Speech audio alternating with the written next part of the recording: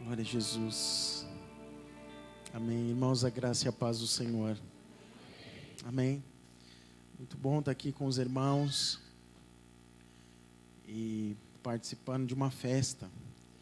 Hoje vocês estão quase na maioridade, né? É isso, falta um ano. Aleluia. E eu ser convidado para participar da festa. Toda vez que você é convidado para participar de uma festa, você se sente honrado. Não é assim? Comigo sempre acontece isso. Toda festa que eu sou convidado, eu fico animado, fico feliz.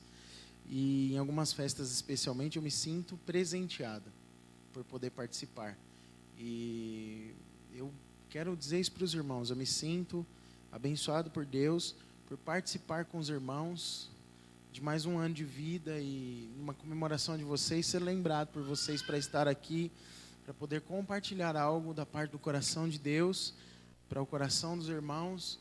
É motivo de lisonja, motivo de alegria, motivo de muita honra para mim. Obrigado, pastor Luiz Paulo, obrigado aos irmãos que lideram nessa igreja. Eu me sinto amado por vocês, mas eu quero dizer que eu os amo muito mesmo. Conheço o pastor Luiz Paulo há alguns anos, que tem visto o meu ministério acontecer, né? Me conheceu, eu não era pastor ainda. Eu vou dar uma breve saudação e depois passo ao pastor Danilo para ministrar no meu lugar.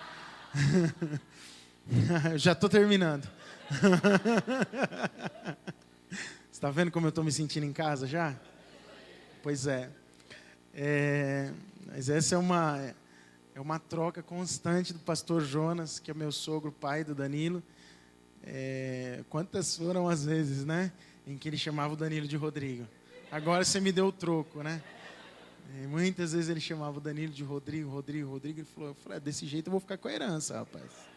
De tanto que ele me chama, a convicção de que eu sou o Danilo, aleluia, ou que você é o Rodrigo, né?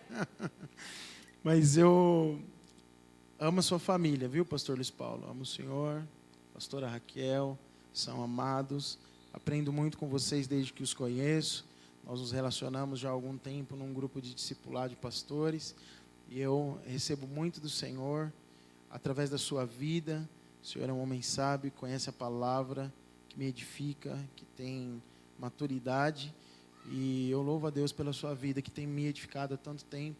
E me sinto honrado por estar aqui para compartilhar com os irmãos. Eu acompanho vocês, alguns de vocês, a família toda, né? O Rafael, acho que da sua família, quem eu conheço pessoalmente, o Rafael, a Carol, a Dani e o Marcos, são casais que eu já tive alguma relação, e outros irmãos daqui também, né? Que eu vi em alguns momentos que nós nos encontramos, e aí assim, a gente se alegra. Eu já sabia do Apolo, estou sabendo de tudo, vi lá a revelação, eu assisti tudo, as coisas, me alegrei muito com vocês, viu? Queria que vocês soubessem disso, me alegrei bastante. É uma celebração do meu coração ver que vocês estão felizes com isso. Estar aqui é um momento também para celebrar isso. Eu, desde a hora que eu entrei aqui, o Espírito Santo tem falado uma coisa no meu coração. Eu não sou aquele tipo de... Eu não gosto de fazer isso, né? Chegar aqui e falar, nossa, eu estava com uma palavra preparada e Deus mandou mudar a palavra. Até porque o Senhor não me mandou mudar a palavra, mas o Senhor me disse para dizer algo aqui.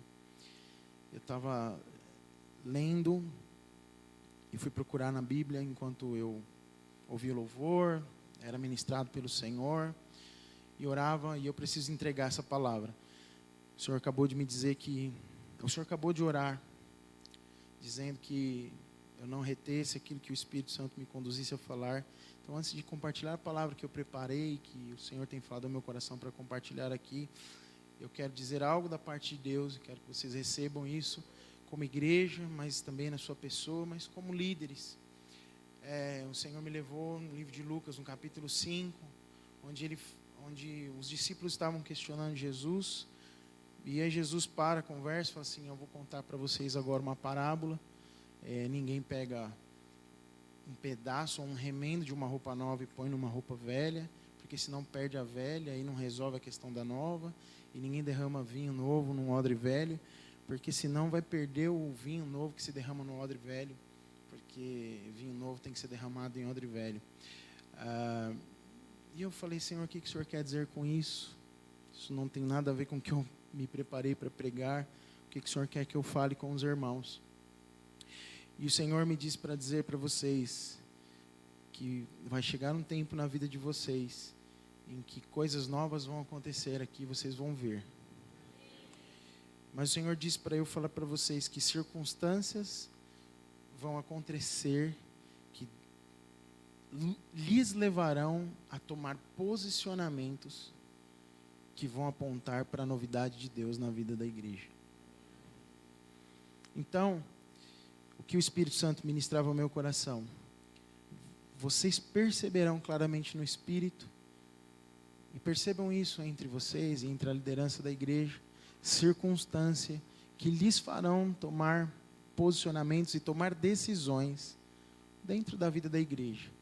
E o Senhor derramará um vinho novo, haverão vestes novas e um tempo novo na vida da igreja. Eu não sei se não sei se você tem perguntado algo para Deus, ou se você tem desejado algo da parte de Deus. Nós sempre gostamos de novidade. E se tem uma coisa que eu sonho no meu coração, é quando o Espírito Santo me fala algo fora do meu script, e eu fico, Senhor, eu não quero ser alguém que diga algo que é óbvio. Eu preciso ouvir do Senhor, eu não estou aqui para te dizer uma frase de efeito, ou causar algum impacto no seu coração, com algum clichê chavão, ou uma frase que possa causar um efeito no seu coração. Mas o Senhor fala claramente comigo. Existem impressões no coração e no espírito de alguns dos irmãos que estão junto com você na liderança, que apontam para circunstâncias e decisões que vão ser tomadas num tempo breve e oportuno, e Deus vai fazer coisas novas no meio dos irmãos. Amém, irmãos? Amém? É até aqui aquilo que eu precisava falar, porque se eu saísse daqui engasgado com isso, eu sei que Deus ia me cobrar na hora que eu botasse o travesseiro debaixo da minha cabeça nessa noite. Aleluia. Mas eu quero falar rapidamente para você uma palavra que o Senhor tem ministrado ao meu coração. Rafael falou aqui sobre semeadura, sobre entregar. Eu quero falar um pouquinho sobre isso, mas eu quero falar um pouco sobre algo muito específico. Quando Jesus está ministrando, ele fala sobre a parábola do semeador nos evangelhos, e eu vou me basear aqui no livro de Lucas. No capítulo 8, Jesus ele vai explicar a parábola do semeador, e ele fala o seguinte, este é o sentido da parábola, no versículo 11 do capítulo 8. A semente é a palavra de Deus. Diga comigo, a semente é a palavra de Deus. Todos nós temos uma palavra, há uma semente no nosso coração, há uma semente que algum dia foi liberada sobre nós, que é a palavra de Deus. E aí Jesus continua. Aqui caiu à beira do caminho, são os que ouviram, vêm e a seguir o diabo e lhes arrebata-lhes do coração a palavra, para não suceder que crentes sejam salvos. Aqui caiu sobre a pedra, são os que ouvindo a palavra a recebem com alegria. Estes não têm raiz, creem apenas por algum tempo e na hora da provação se desviam. Aqui caem entre espinhos, são os que ouviram e no decorrer dos dias foram sufocados com os cuidados, riquezas e deleites da vida. Os seus frutos não chegam a amadurecer. E por fim, aqui cai na boa terra, são os que, tendo ouvido de bom e reto coração, retêm a palavra. Esses frutificam com perseverança. Diga comigo essa última frase. Estes frutificam com perseverança. Você conhece muito bem essa parábola. Eu não tenho dúvida nenhuma de que aquilo que eu estou lendo, acabei de ler para você, é algo que você já ouviu muitas vezes, já deve ter cansado de ouvir, e ouvir com certeza muitas explanações que falaram ao seu coração, que tocaram o seu coração e que marcaram sua vida de maneira poderosa, ouvindo a parábola do semeador. Amém? Quantos já ouviram essa parábola? Mas eu quero dizer para você que a palavra viva, a palavra eficaz, a palavra que transforma, a palavra que produz fruto na vida do homem e da mulher de Deus, é uma palavra que, por mais que ela seja conhecida da mente, ela sempre vai poder produzir algo novo no espírito. Por mais que a gente tenha entendimento de alguma coisa, eu ouvi recentemente, essa semana eu ouvi um pastor que eu conheci por esses dias, ele até esteve ministrando no nosso coração, uma palavra hoje de manhã, lá em nossa igreja, Comunidade dos Discípulos, e ele disse algo muito importante. Ele falou que há uma distância de 30 centímetros para que haja eficácia da comunicação do Evangelho. E aí ele falou assim, tá, entre o que a pessoa compreende na sua mente até chegar ao seu coração. São aproximadamente 30 centímetros. Então, a distância daquilo que é só mental, transformar-se em vida, está no coração, no espírito. A Bíblia, quando fala de coração, não está falando desse órgão pulsante dentro de você. Está falando do seu ser mais íntimo, onde é recebida a semente da palavra de Deus, que produz fruto e traz realidade, não mental, mas prática e viva. E como é que nós, ouvindo algo que é tão corriqueiro, conhecido e já experimentado por nós de diversas maneiras, como é que nós, comendo arroz e feijão, bife, ovo e batata frita, podemos ser alimentados com prazer e sentir gosto por aquilo e ter desejo daquilo? Nós recebemos algo novo de Deus, nós somos cheios da vida de Deus, mesmo ouvindo aparentemente algo que já conhecemos, é quando o Espírito comunica com o Espírito. O apóstolo Paulo fala disso em 1 Coríntios, capítulo 12, que o Espírito é um só operando em todos. E aquilo que eu compartilho com você nessa noite é Espírito e vida. E é possível você ser cheio de vida de Deus quando o Espírito comunica com o Espírito. Quando eu falo da parte de Deus, não sou eu falando, não tem nada que em mim, do ponto de vista de sabedoria natural e humana, que possa fazer algo para que algo exploda dentro de você e produza energia, fruto, ambição saudável, desejo de responder a Deus e de romper em coisas novas, se não for pelo Espírito. E é o Espírito que pode fazer algo novo na sua vida nessa noite, e Ele está aqui, e Ele quer falar ao seu coração, e Ele quer despertar coisas novas no seu coração, e levar você a novas experiências, mas Ele quer reavivar a semente que Ele já plantou no seu coração. Há uma semente plantada no meu e no seu coração. Eu não sei quanto tempo você recebeu essa semente. Eu não sei quanto tempo você recebeu uma palavra do Senhor. Mas essa palavra, ela frutificará com perseverança. Diga comigo, frutificará com perseverança. Glória a Deus. Deixa eu tomar um... E eu quero me apegar um pouco a isso. Olhando também para a carta de Paulo aos Romanos, capítulo 5, versículo 3... parte B do versículo, até o versículo 5. Sabendo que a tribulação produz a perseverança, a experiência, a experiência, a esperança. Ora, a esperança não traz confusão, porque o amor de Deus está derramado nos nossos corações, pelo Espírito Santo que nos foi dado. Sabendo que a tribulação produz o quê? A tribulação produz? A tribulação produz? A tribulação produz perseverança. Aqueles que recebem a semente no seu coração frutificam com o quê? Com perseverança. Mas o que produz perseverança? A tribulação. Oh, meu Deus. Não dá para produzir perseverança de outro jeito? Não tem uma outra forma? Não tem uma outra maneira? O apóstolo Paulo está nos falando de algo tão precioso aqui. Por quê, irmãos? Porque quando a gente olha para a parábola do semeador, a gente vê uma série de circunstâncias que rodeiam as sementes que são liberadas.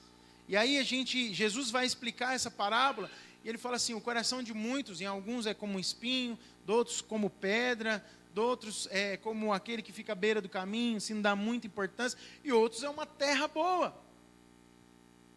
Então Jesus está mostrando de alguma maneira que existem tribulações cercando a semente.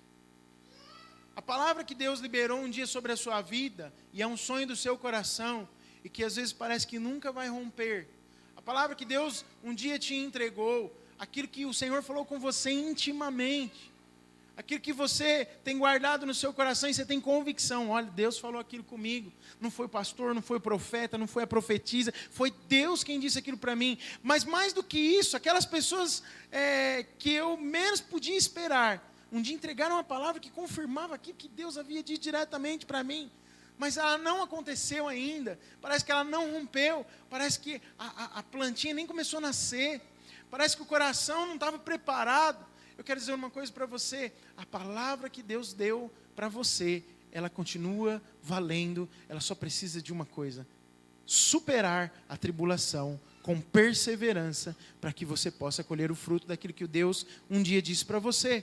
Mas pastor, como é que funciona isso? Como é que isso pode ter alguma eficácia? Como é que eu posso de fato continuar crendo? Tem coisa, eu não sei com respeito à sua vida, mas tem coisas na minha vida que passam tempos e eu desisto de orar por elas. É como se eu colocasse no baúzinho do esquecimento. E você fala assim, não vou mais ficar orando por isso, porque parece que eu estou até importunando Deus. O Senhor sabe o que eu penso a respeito disso, Ele sabe aquilo que eu já pedi, aquilo que eu coloquei diante dEle, e você se sente às vezes com a sua alma cansada.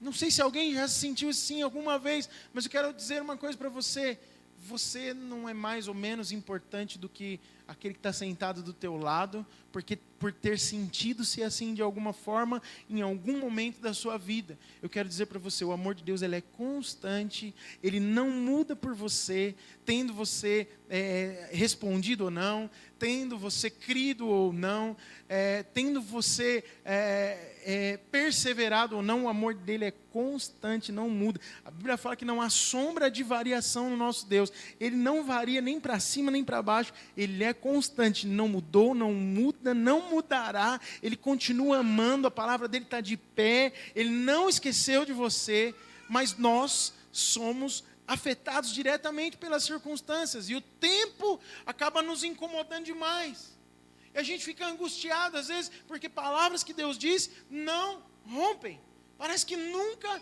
vai acontecer, no aspecto pessoal, no aspecto coletivo na vida da igreja, no aspecto familiar, no aspecto profissional, na sua família. Às vezes você tem promessa de Deus e as coisas não andam. Você está desesperado para ver o fruto e parece que nem aquele brotinho, quando a gente planta feijão no algodão, você viu ainda. Já plantou algodão no feijão? Aí passam 2, 3 dias, o que acontece? Algodão no feijão no algodão. Aleluia. Seria interessante para fazer o teste. Mas você já plantou o feijão no algodão. E aí passa 1 dia, 2, assim, você já vê aquele galinho verde, a folhinha que abre, e passa um tempo, e você está vendo aquilo. Tem hora que tem palavra de Deus na nossa vida que a gente não vê nem esse galinho. Mas eu quero dizer uma coisa para você. Vai chegar um tempo em que você vai colher o fruto. Não sei lá qual que é a árvore que você plantou, se é laranja, manga, uva. Você vai tomar o vinho daquilo que você plantou. Você vai se refrescar com o suco daquela fruta que Deus plantou no seu coração. Eu não estou falando de um plantar natural. Eu estou falando de algo espiritual. Deus colocou uma semente aí no seu coração que está aí. Mas existem circunstâncias, intempéries. Tribulação fala-nos do que, irmãos? Fala dos desafios diários. A nossa vida, muitas vezes, ela é uma constante tribulação. Às vezes a gente passa o tempo da vida em constante tribulação, sendo afligidos por muitas coisas. Violência, assalto, roubo. Teve um tempo na nossa igreja que a minha maior aflição era ver adolescente e jovem chegar no prédio e ser roubado o celular deles. Que aflição, que angústia. Eu botei num quadro e comecei a falar para os irmãos, vamos orar contra o principado da violência urbana em São Paulo, e nós, em nome de Jesus, vamos vencer isso pelo poder da oração e da palavra. Então a tribulação também exige de mim e de você uma perseverança e um posicionamento a respeito dela. Como é que nós perseveramos? Se a tribulação fala de todas essas coisas, nós perseveramos em alguma coisa, num princípio, numa palavra de Deus. Existem princípios e palavras de Deus que precisam ser alvo da minha e da sua perseverança. Nós quase sempre, nós fraquejamos na perseverança, nos princípios e na palavra que Deus tem liberado sobre nós. Nós temos muita dificuldade, às vezes, de responder nisso. Eu tenho como ilustração daquilo que eu escrevi aqui, o que aconteceu com o povo que ia herdar Canaã. que herdaram a terra santa, a terra prometida, lá em Números 13, 27, eu vou ler bem rapidamente, não precisa nem projetar, mas eu queria que você pensasse um pouco, eu vou falar especificamente de um personagem, de uma figura de Caleb. Eu não vou falar de Josué, que você deve saber também, você deve saber dos 10 espias, mas eu quero especificamente falar dele e da experiência que ele teve. Em Números 13, 27 e 33, a Bíblia diz assim: e contaram-lhe e disseram, fomos à terra que nos enviaste, e verdadeiramente mana leite e mel, e esse é o seu fruto. O povo, porém, que habita na terra é poderoso, e as cidades são fortificadas e muito grandes. E também ali vimos os filhos de Anak, amalequitas, habitam na terra do sul. Aí ele vai falando, todos os espias vão dizendo, amalequitas na parte do sul, os heteus, os jebuseus e amorreus habitam nas montanhas, os cananeus habitam junto ao mar e pela margem do Jordão. Então Caleb fez calar o povo e falou perante Moisés, para tudo. Eles estão falando tudo que eles viram e o que assustou. E Caleb fala, para tudo, e disse, certamente subiremos e possuiremos em herança, porque seguramente prevaleceremos contra ela. Porém os homens com que eles subiram que subiram com ele disseram, não poderemos subir contra aquele povo, porque é mais forte que nós. E infamaram a terra que tinham espiado, dizendo aos filhos de Israel, a terra pela qual passamos a espiá-la é terra que consome os seus moradores. E todo o povo que vimos nela são homens de grande estatura. Também vimos ali gigantes, filhos de Anak, descendentes dos gigantes, e éramos aos nossos olhos como gafanhotos, e assim também éramos aos seus olhos. Veja só, tinha um relatório de 10 pessoas, 10 espias de confiança, porque se foram enviados pelo seu líder, é porque tinham a confiança do seu líder, e o relatório era catastrófico. Mas você sabe o que é pior? Na declaração deles, não é aquilo que eles viram que realmente aos olhos assusta. Olha, gigante habitando a terra por todo lado, nas montanhas, nos lugares mais altos, e lá perto do mar, perto do rio Jordão. Não, o que mais lhes aflige é que a Bíblia fala que eles infamaram a terra, dizendo assim, ó, a terra que consome os seus moradores. Eles passaram a contar uma mentira que se tornou verdade para eles mesmos. Quem é que disse que a terra consumia os seus moradores? Onde é que estava escrito isso? Quem falou isso para eles? Que aquela terra consumia os seus moradores. Deus diz para eles outra coisa, Deus diz, eu vou lhes dar uma terra que mana leite e mel. Mas eles olham para a terra e vê o tamanho do problema que tem ali, um monte de gigante, a terra era espaçosa, mas tinha gente dominando a terra, eles falam, não vão conseguir conquistar, porque nós somos muito mais fracos e menores do que eles. Aí eles aumentam o problema. Falou assim, quer saber? Está tão difícil, vamos falar uma mentira se tornando verdade no nosso coração. Nem vale a pena. Nem vale a pena. Sabe por quê? Porque mesmo que a gente conquiste e chega lá, ela vai nos consumir, nós vamos morrer dentro dessa terra. Olha o tamanho da mentira e do pensamento maligno incutido nessa declaração. Eles infamaram a terra. Aqueles que não creram na promessa, eles não só disseram das dificuldades aparentes, mas eles passaram a lhes contar mentiras como se fossem verdade, dizendo, a terra consome os seus moradores. Certamente, se a gente possuir essa terra, nós não vamos ter leite e mel, nós vamos morrer dentro dela. Você sabe que às vezes, você pensa naquilo que Deus falou com você, você fala, eu jamais sou capaz de fazer isso. Tem muito gigante para eu derrotar antes de conquistar aquilo que Deus me deu. Porém, mesmo que eu chegue lá, eu não tenho a mínima condição de sustentar aquilo. Deus está querendo animar o seu coração nessa noite e dizer para você, aquilo que Ele disse para você, ainda que todo mundo diga o contrário, persevera, porque a semente que é plantada no bom coração, ela frutifica com o quê? Com perseverança. Amém?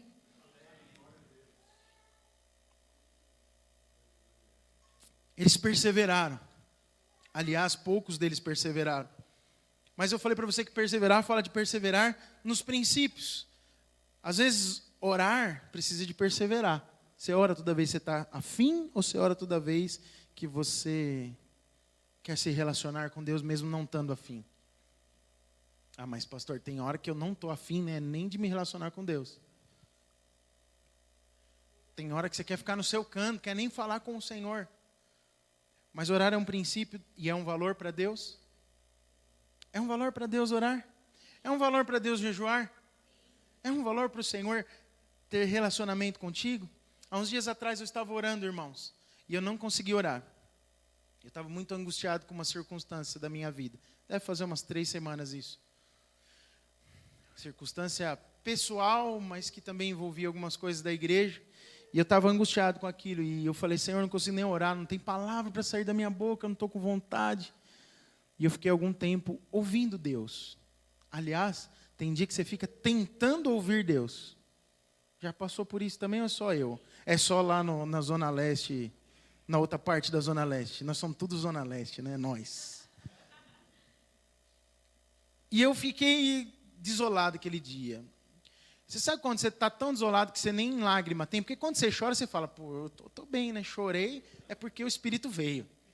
Mas o dia que você nem chora, você fala assim, mas nem tristeza suficiente eu tenho para atrair a presença de Deus. Que miserável que sou, meu Deus do céu. Eu estava nesse dia aí.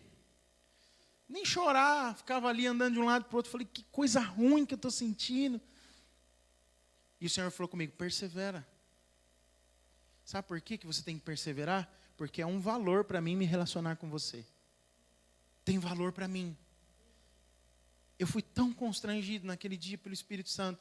Deus disse para mim, tem valor para mim falar com você, filho.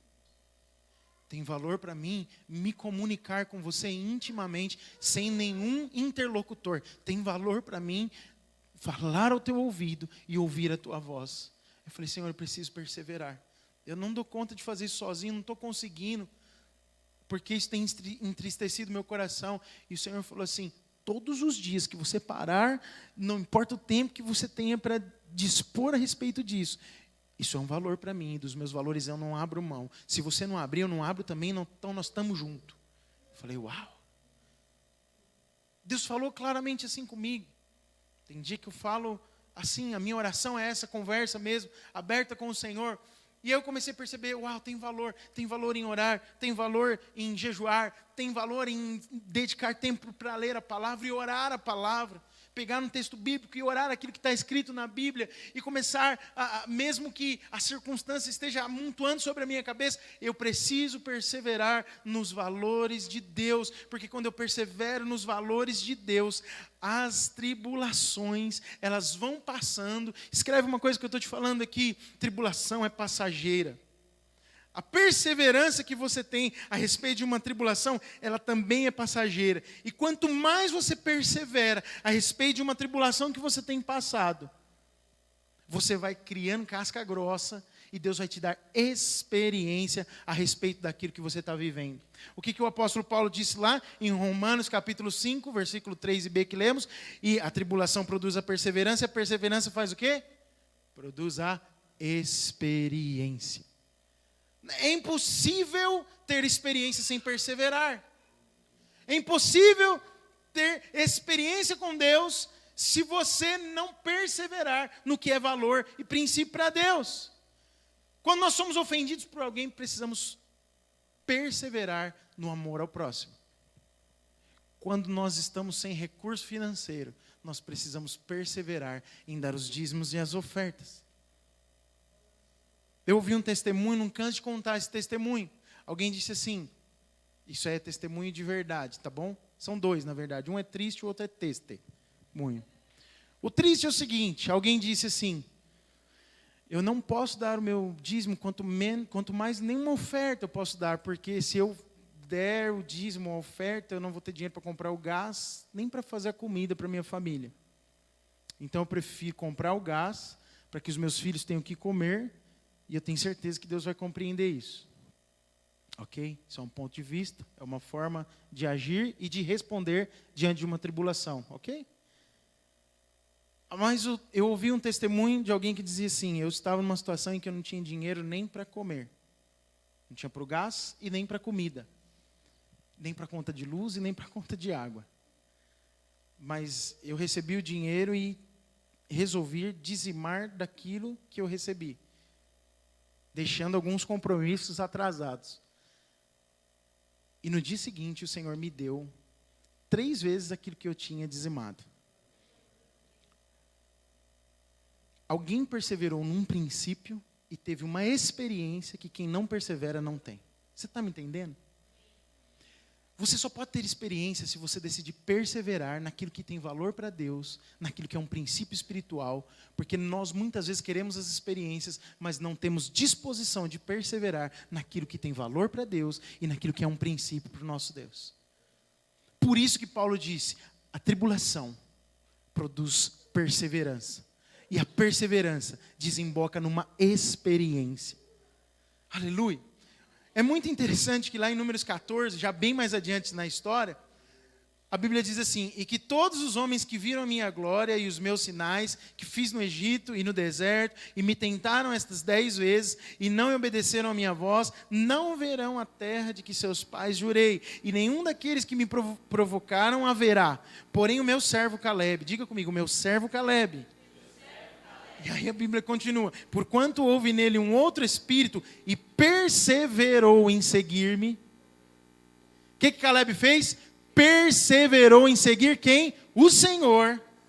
Eu o levarei à terra em que entrou, e a sua descendência a possuirá por herança. Qual foi a postura de Caleb? Ele perseverou em seguir ao Senhor. E Deus disse, todo aquele que não perseverou, não herdará a terra que eu prometi, que eles mesmo entraram, viram com seus olhos. Mas o meu servo Caleb, porquanto houve nele outro espírito. Que espírito era esse? O espírito de perseverança, de crer no meio da tribulação, vendo gigante para todo lado, vendo o povo remando contra, era fogo amigo. Eram os próprios amigos dizendo, isso é impossível, não vai dar. Era gente de dentro remando contra. Ele perseverou e Deus disse, porque Caleb teve outro espírito e perseverou em seguir-me, darei para ele e para sua família essa terra como herança. Enfim, a semente que foi plantada lá no passado,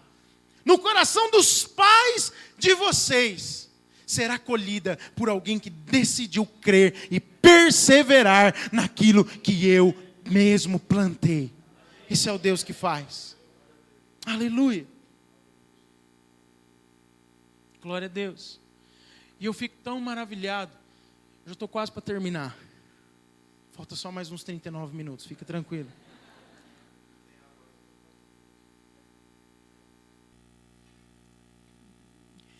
Que no livro de Josué, capítulo 14, tem um texto tão lindo, estava meditando esses dias lendo o livro de Josué. Josué 14, 7 a 11 diz assim, olha só a conversa, 40 anos tinha eu quando Moisés, o servo do Senhor, me enviou de Cades Barneia a espiar a terra. Quem é que está falando aqui? Vou contar já para você, Caleb. E eu lhe trouxe a resposta, como sentia no meu coração. Mas meus irmãos que subiram comigo fizeram derreter o coração do povo. Olha só, Caleb está nesse momento aqui trocando uma ideia com quem? Com o companheiro de vida, Josué. E com mais alguns amigos.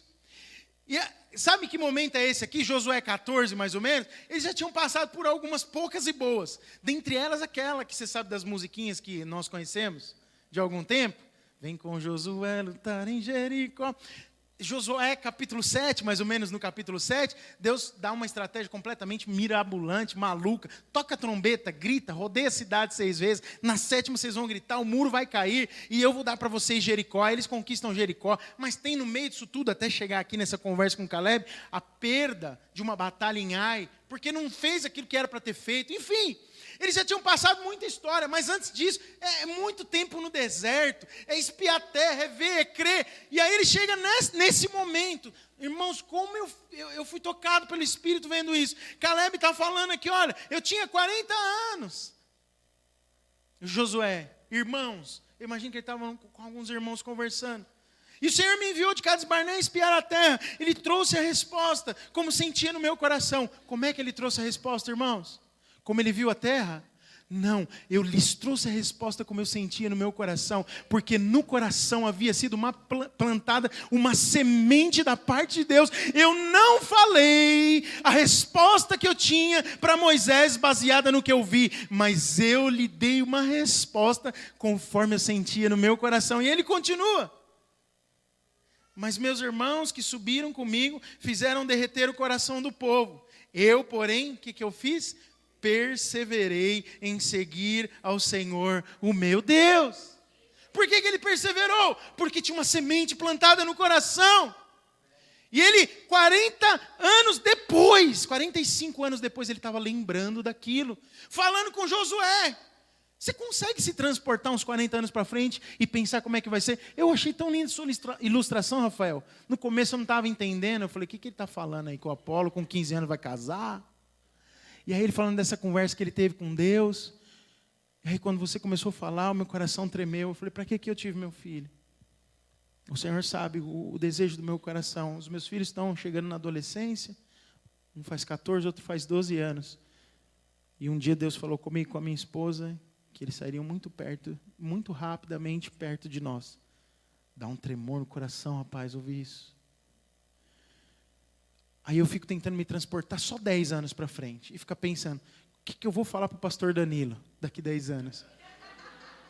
Não, seguramente você vai ser pastor. Muito menos de tempo que isso. O que eu vou falar para você daqui 40 anos?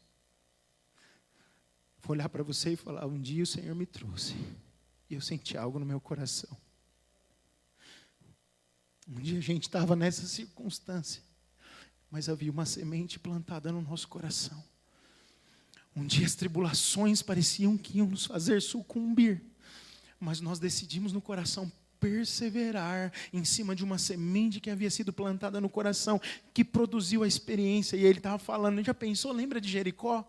Perseverar em seguir ao Senhor nos deu vitória em Jericó. Você lembra da tua prima, da tua irmã, do meu sobrinho, tocando a buzina, gritando, uma grande grita, olha o que Deus fez. E aí ele continua, estou aumentando o versículo aqui, hein? Que eu acho que ele falou mais, ele deu uma viajada nessa hora. Voltar 40 anos na conversa. Então Moisés naquele dia jurou dizendo, olha só lá em Josué, Moisés naquele dia jurou dizendo, certamente a terra que pisou o teu pé será tua, menino, e dos teus filhos em herança perpetuamente, pois perseverastes em seguir o Senhor meu Deus. E agora eis que o Senhor me conservou em vida, como disse. Agora olha que declaração maravilhosa que Caleb faz. 45 anos são passados. Já faz 45 anos que eu ouvi essa palavra. Desde que o Senhor falou esta palavra a Moisés. Andando Israel ainda no deserto. E agora, eis que hoje, já tenho 85 anos. E ainda hoje, eu estou tão forte como no dia em que Moisés me enviou a espiar a terra. Eu estou com o mesmo vigor. E olha que lindo como ele conclui. Qual era a minha força então, tal é agora a minha força. Tanto para a guerra, como para sair e para entrar. Eu tinha um vigor X aos meus 40 anos de idade. Agora você imagina você aí com 85 anos de idade. Ou bota 45 mais na conta aí. Da idade que você tem. Quem tem 20 vai ter 65. É como se você chegasse lá na frente, 45 anos depois, e olhasse para trás e falasse assim, olha, a força é a mesma. Tanto para entrar como para sair, como para as guerras. Eu levanto a espada do mesmo jeito, tenho o mesmo vigor. Eu tenho a mesma força de um jovem. Eu posso entrar e sair. Eu caminho quantas milhas forem necessárias, com o mesmo vigor que eu tinha aos 40 anos de idade. Porque eu perseverei em seguir ao Senhor. Porque a palavra, preste atenção nisso. Lembra da parábola do semeador que eu compartilhei com você no início? A palavra que foi plantada no meu coração. Ele diz, porque a palavra que eu ouvi da boca do servo de Deus, Moisés. Aleluia. Eu perseverei em seguir até o fim. Persevere. A experiência, irmãos, aponta para as grandes respostas que Deus vai te dar no meio da tua resposta diante da tribulação com perseverança. Então, portanto, responda. Temos tudo no Senhor? A obra está consumada? Sim. Esse dia meu da crise, eu fiquei pensando, Senhor, está tudo consumado. Eu sou um pregador da graça, acredite em mim. Eu creio na graça, absolutamente. Está tudo feito em Cristo, Ele já nos deu todas as coisas. Tudo que eu tenho necessidade para ser feliz, está como o apóstolo Paulo escreveu, Deus já conquistou por intermédio de Jesus Cristo, eu já tenho tudo nas regiões celestiais, está pronto. Eu só preciso tomar posse. Aí eu fiquei pensando, como é que eu tomo posse? Qual é a maneira prática? Qual é a maneira prática de tomar posse? É só ficar aqui vivendo, pastor Luiz Paulo? Vou vivendo como uma libélula dançante, para lá e para cá. E aí, alguma hora, a bênção vai cair na minha cabeça. Afinal, está tudo pronto, está tudo consumado. Tem uma forma, persevera. Nos princípios e nos valores. Que princípios? Naquilo que é princípio de Deus, naquilo que tem valor para Deus. Pastor, mas se eu não fizer isso? Olha, eu vou dizer uma coisa para você. Você vai deixar de desfrutar de coisas muito soberanas em Deus, que são prontas para você viver na terra hoje, de maneira plena e absoluta. Você é salvo, não tem dúvida disso. Você vai para o céu, vai estar com o Senhor, mas você vai deixar de receber da plenitude de Deus porque você está desistindo de perseverar.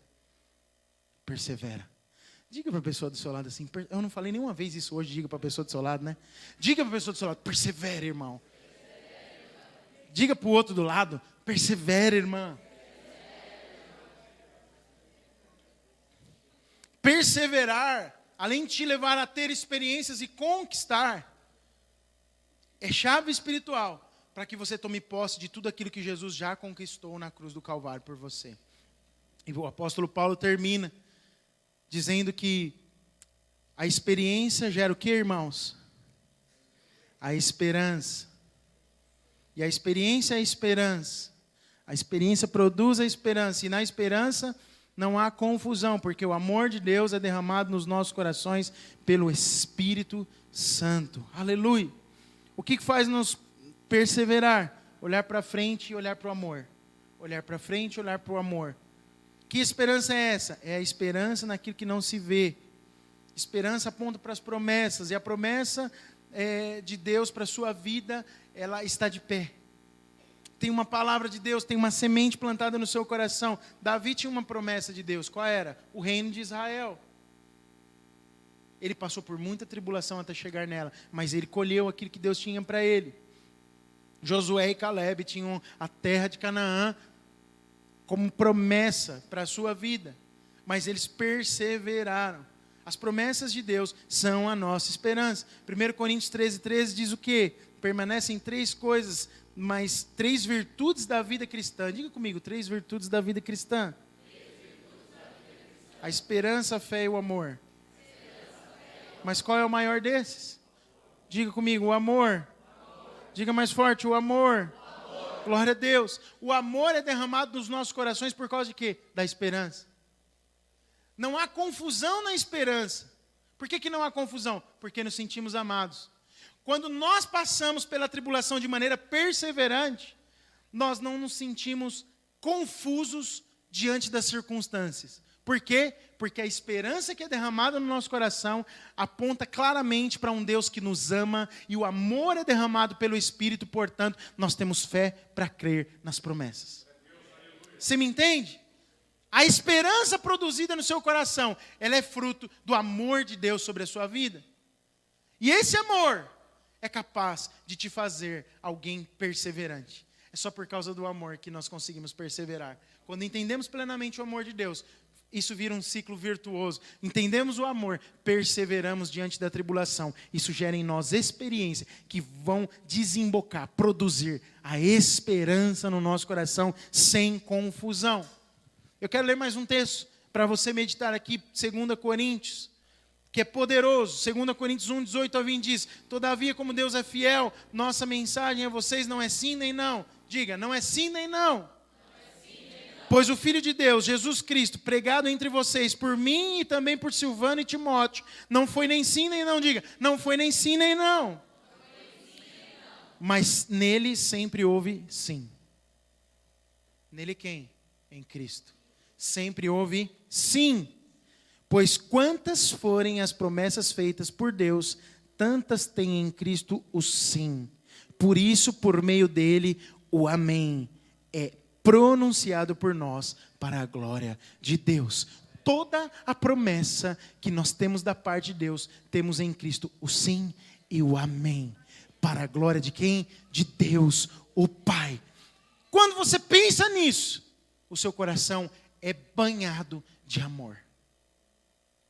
Quando você pensa que em Cristo para todas as promessas que temos nele, em Deus, temos um sim, o nosso coração é banhado de amor. E esse banho de amor nos faz crer para perseverar, ter experiências e receber a esperança da glória futura que receberemos do Senhor. Amém, irmãos? Fique de pé no seu lugar, eu quero orar com você. Glória a Deus.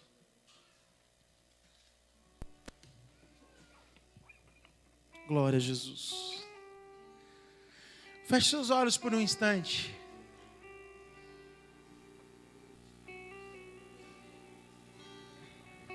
Qual é a semente que está sufocada aí?